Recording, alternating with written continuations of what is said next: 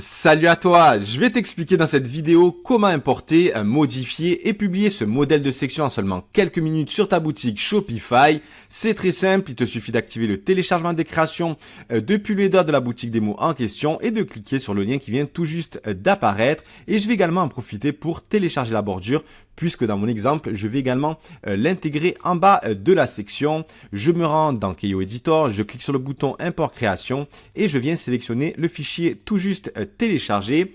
Et avant même de commencer à modifier cette création, je vais tout d'abord l'enregistrer. Donc tu vas dans le troisième onglet, tu choisis l'intitulé que tu souhaites. Donc ici, je vais garder Skin 3, donc Créa 1. Donc ici, je vais mettre un numéro par exemple 18 puisque je vais ajouter une nouvelle section dans la page Keio Skin 2.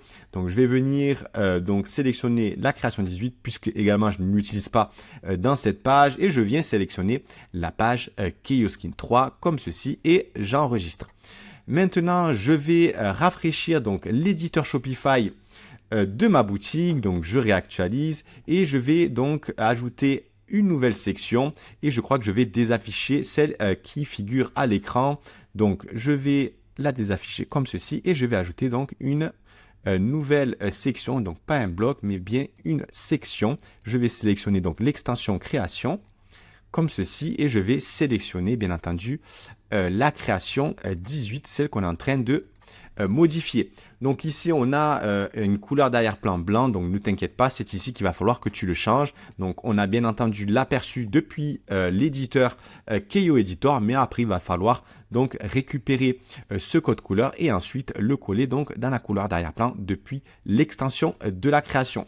Donc maintenant, la première chose que je t'invite à modifier sur cette section, c'est tout d'abord la couleur d'arrière-plan. Donc ici, je ne peux pas le faire puisque je n'ai pas préparé de code couleur. Donc on va le faire juste après que j'ai intégré la nouvelle image. Donc on va tout d'abord sélectionner le bloc principal. Donc tout d'abord ici, tu as une option qui est cochée. Donc on a inversé le contenu 1 et le contenu 2 du bloc principal sur l'affichage mobile. Donc je vais l'afficher et donc on l'a inversé puisque si tu ne coches pas cette option, tu vas privilégier cette fois-ci le contenu textuel de ta section. Donc selon les éléments marketing que tu vas mettre en place, il se peut que tu aies besoin plus d'afficher en premier le contenu textuel ou encore le modèle d'image. Donc je réactive l'option et je vais afficher de nouveau l'affichage desktop et je vais donc sélectionner le contenu 1 donc qui représente le bloc de contenu de gauche de la section et on y retrouve trois items, donc l'item titre, l'item icône avec texte et l'item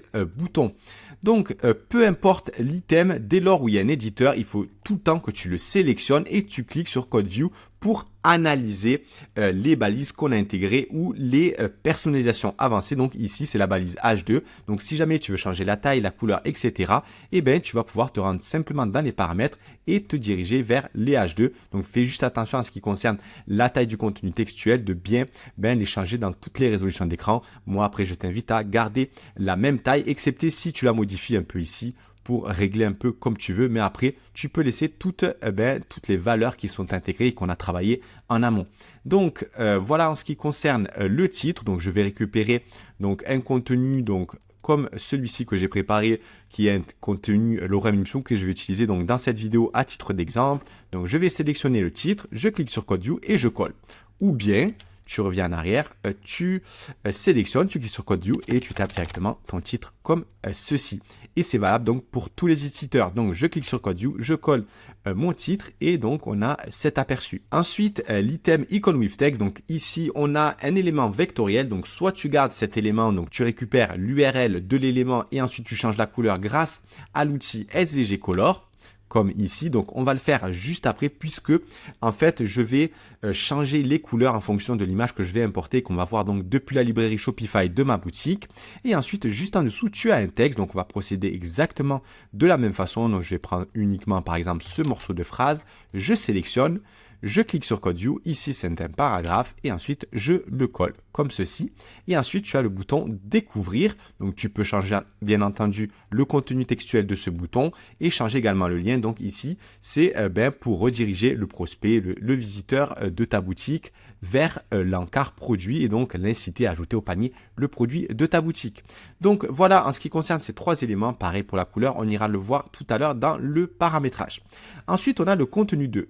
Donc on a l'image avancée, donc on a à la fois l'URL de l'image, on a également utilisé les options avancées pour les arrondis qu'il y a dans l'image, et ensuite on a l'URL de l'élément vectoriel qui va venir en fait se superposer sur l'image d'arrière-plan. Donc tout d'abord, tu as changé donc l'image l'image d'arrière-plan, donc que tu peux importer directement depuis la librairie Shopify de ta boutique. Donc je vais aller charger ou bien je vais récupérer une des images. Je vais prendre par exemple la première, comme ceci. Je récupère l'URL et je viens donc remplacer l'existante comme ceci. Donc on va jouer ici sur le bleu. Donc je t'invite bien entendu de changer la description de l'image et d'intégrer des mots-clés qui sont en corrélation avec le contenu textuel de ta section.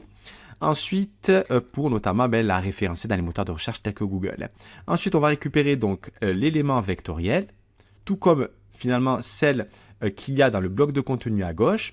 Je viens coller l'URL juste ici et je vais laisser même la couleur or, puisque même si finalement je vais utiliser la couleur bleue, je peux garder ce filet or, mais c'était pour te montrer que tu pouvais également changer la couleur de cet élément, donc de la couverture de l'image avancée.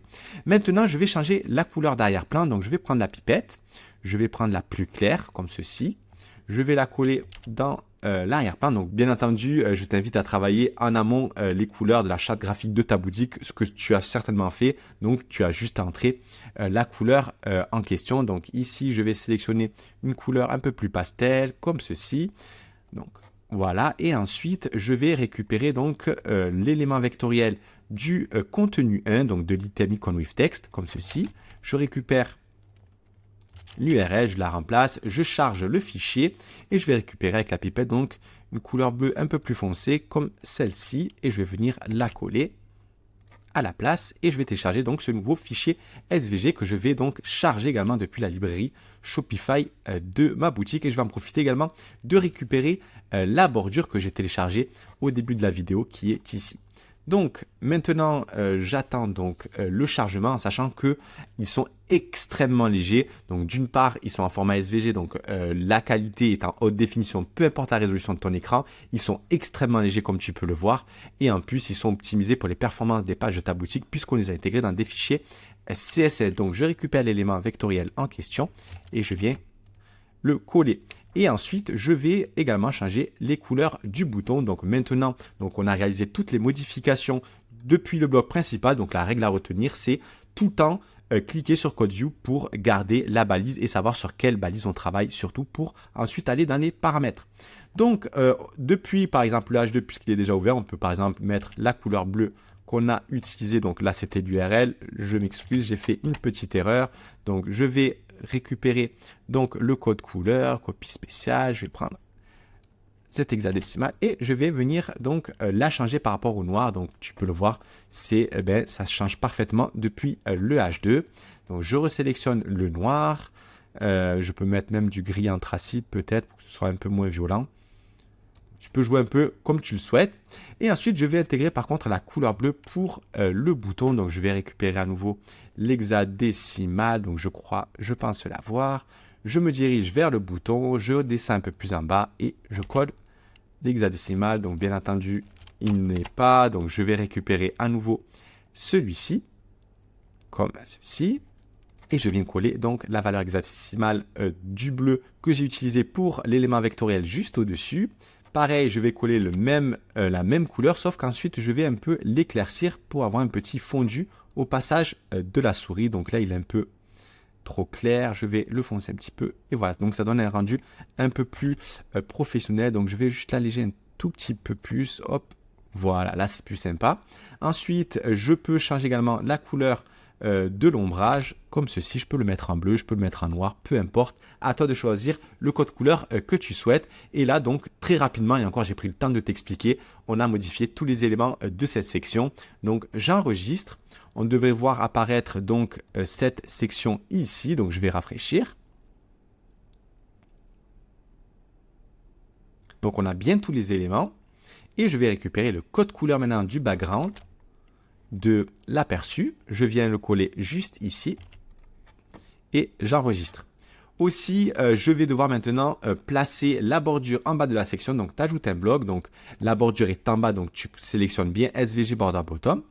comme ceci. Je vais récupérer donc le fichier de la bordure et je viens le coller. Donc attends bien le chargement et sélectionne donc le pop-up. Et donc on a maintenant la bordure. Donc tout est très facilement modifiable, tout est optimisé dans toutes les résolutions d'écran. Tu peux intégrer également d'autres items si tu le souhaites. J'ai réalisé plein de vidéos à ce sujet, mais en tout cas, tu as la section que tu as importée et tu peux très facilement de ton côté, peu importe ton niveau, donc modifier cette section et la publier sur ta boutique Shopify. Donc encore une fois, je te montre la facilité déconcertante pour réaliser ce genre de bannière super bien optimisée. Et donc voilà en ce qui concerne ce modèle de section. J'espère vraiment que j'ai été clair dans toutes mes explications. Et bien entendu, si tu as des questions, n'hésite surtout pas à les poster en commentaire de cette vidéo. Et on se retrouve très vite dans une prochaine. Merci.